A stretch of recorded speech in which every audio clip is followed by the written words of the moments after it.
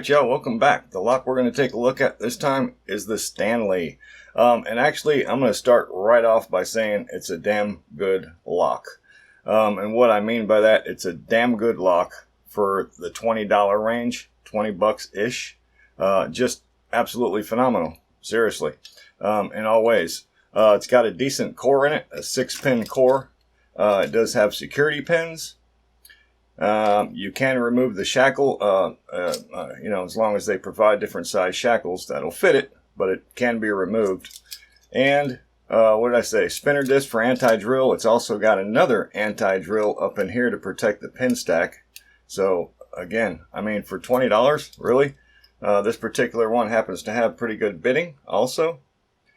I do know from watching a lockpicking lawyer video, as we all do, on his video number 556 where he disassembles it, it's got an anti-bump pin in there with an extra strong spring on that particular one, and then it's got a couple of other security pins. So, and on the core, it's got the, what do you call it, undercuts, or, yeah, I guess, what do we call them, undercuts on all of the cylinders.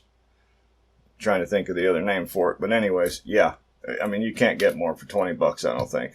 I've seen much worse locks for much more, so really good. So let's see what it takes to pick into this, and let's see if I can show you what I'm blabbing about here. I am gonna, well, let's see. There is the key I showed. Nice bitting. It is a Schlage style keyway, SC keyway.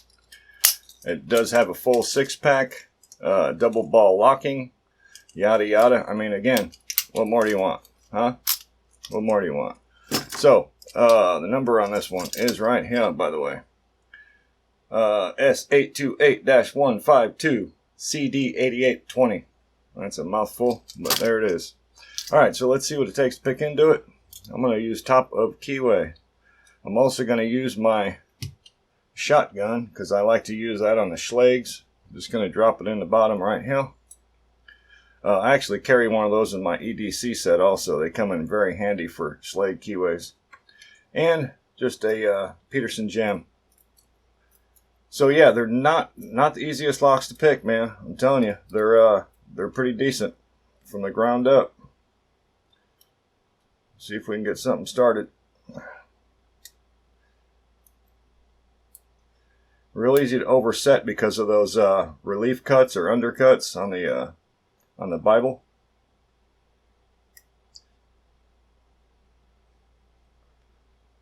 Probably an overset. Yeah. Real tricky.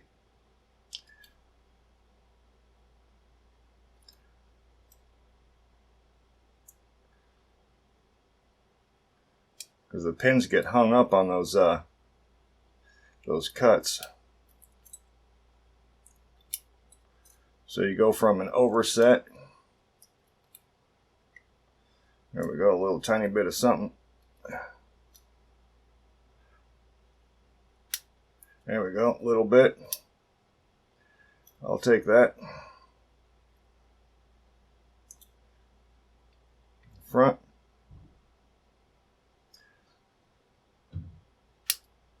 Oof.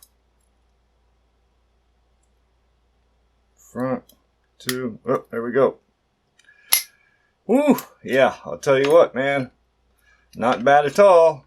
Alright, so, I gotta point out something else, too, I thought was kind of hilarious.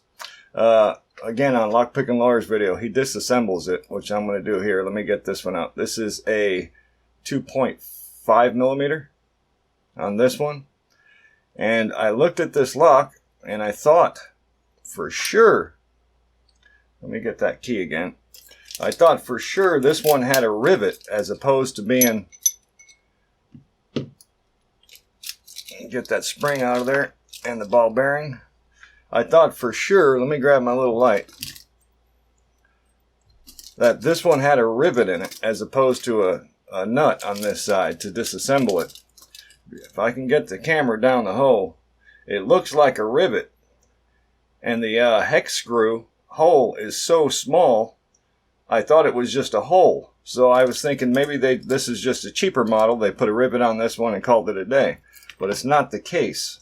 I was able to, I ran out to Harbor Freight and got some deeper hex wrenches. And sure enough, The I think this one's 2 millimeter, actually fits on that sucker. So it is, if I can find the hole, there it is. But yeah, I thought for sure it was a rivet on this one. I about called it a day. So let's get it apart here if we can.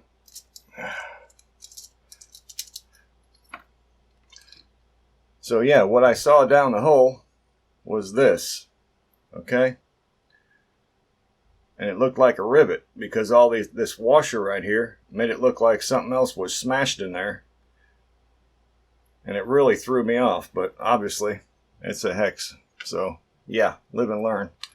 All right, let's get this bottom off of here. And you see what I mean about the anti-drill? Let me see, get this off of here carefully. See that ball bearing? So that'll keep you from drilling through the pin stack on top of the Bible, which is awesome. There's the anti-drill spinner, right? I mean, what more do you want? It's just incredible. Just incredible. So yeah, really, really, really cool. I like it. I got to give it already 2 thumbs up right off the bat. See if we can't get this back piece off of here. Been a while since I took one of these apart. Well, if that just falls out. Oh, okay. Yeah, it's been a while since I disassembled one of these. Get all that off of there. That pin out of there. There's a spring in there. There we go. Woo! Alright, now we need the key again.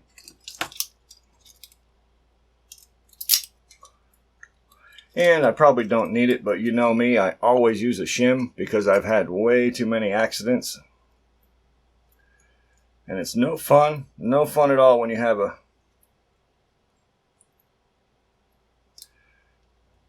a lock explode on you. Alright, follower. This should be it right here.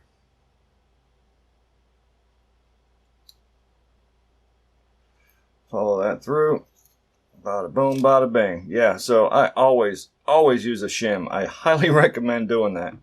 So there it is. There's your full 6-pack of key pins. Really, really nice to see. We'll get some of this stuff out of the way so I can bring down a pinning tray. Let's see here. That'll work just fine. I haven't used one of those in a while either. Let me set this here for a second. Bring the camera down. That ought to work. Alright, so let's get this laid out. You know what I'm going to do? I'm going to get this laid out. I'll fast forward this part and we'll come back when I got them laid out. Okay? So let's do that.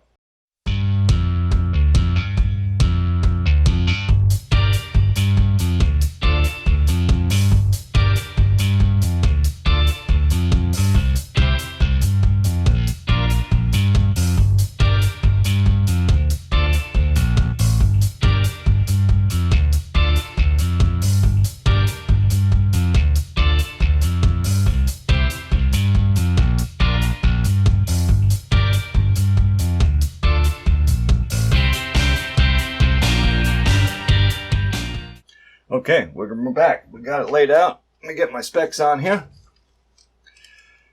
And yeah, just like on LPL's video, let me see. We've got, let me get a pointer here. So we've got the anti-bump on number 2. We've got a double serrated pin on 1 and 6. And the rest of these are standard. But where that anti-bump pin is, we've also got a heavy-duty spring right there. Makes picking quite tricky. So really, really good, man. You know, I can't say anything at all. Not that I would want to. I can't say anything at all bad about this lock. It's just, it's got everything you would want in a lock, and it's only in the $20 range. So 2 thumbs up from me for the Stanley. Where was that key tag again? This was the number for it, if anybody's interested. Right there.